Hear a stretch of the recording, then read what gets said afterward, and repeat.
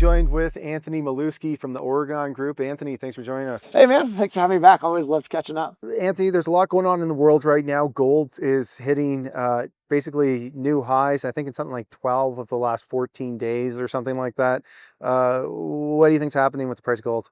As you probably know, I'm not a gold bull, historically haven't been, but I think this is the most exciting gold has been in probably over a decade. And, it's really driven by a combination of factors, primarily macro factors. We're seeing the decline in the US dollar. We're seeing, China move away from US treasuries with central bank gold buying. All these things that, people have been talking about for maybe 20 years are starting to come to fruition. Combine that with a presidency, which is having America really put tariffs out and do a lot of sort of aggressive things, and you have a perfect storm for gold. You think about the tariffs. Do you think that the US is about to experience a pretty high inflationary period as a result of the tariffs? Look, that would be the obvious outcome, but it's not really, it's not really happened so far. We also have that case in the US, I think in the last 7 or 10 days that said that about half of these tariffs are unconstitutional and they're going to have to give back the money. So I think, the world's like letting it play out. And I don't think that that's necessarily the driver of the move. I think there are two drivers primarily. The first is, central bank buying globally. Like you see central banks buying gold. I think that's one driver. And then, and I'm sure you know this too, but whenever there's a US dollar transaction in the world that goes through SWIFT, the US government can see that. And, if you're Russia, if you're Iran, you don't really want the US involved in your business. And the global currency has been the US dollar now, really since World War II.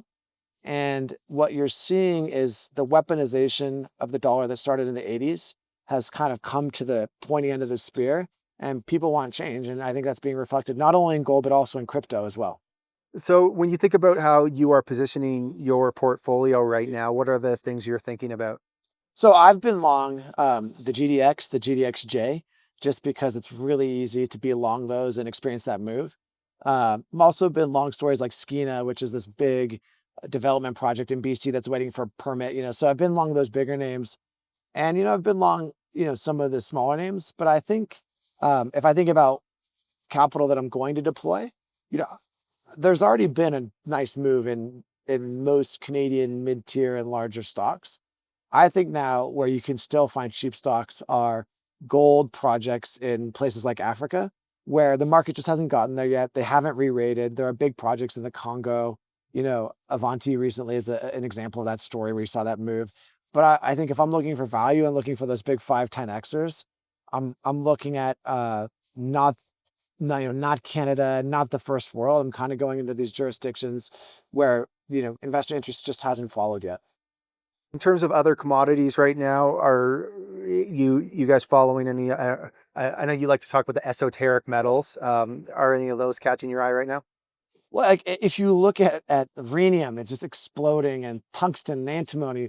And the primary reason for a lot of these critical minerals to really move is that 99.5% of them are refined in China. And so the tariffs that took place on these different commodities over the last year have completely changed the dynamics such that actually, getting physical in some of them is a challenge.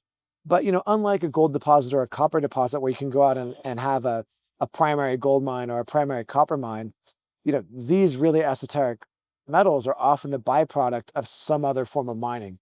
And so you have two problems. You have problem one is there are very few primary deposits for what we'll call minor metals. They almost don't exist. So that's problem one.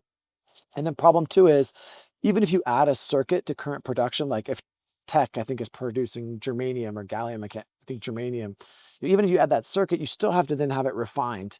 And so you have the problem with China. So, I think it's interesting. I've actually talked with people in the US government, they're deploying capital into this space, but the overall gold tape and silver tape to a lesser extent is so kind of overwhelming right now that I think it sucks some of the oxygen out of the room for those stories focused on, critical and minor metals. Okay, well, Anthony, thanks for hopping on here. It's always a pleasure when we get to catch up, and let's do this again soon. Thanks for having me, bud.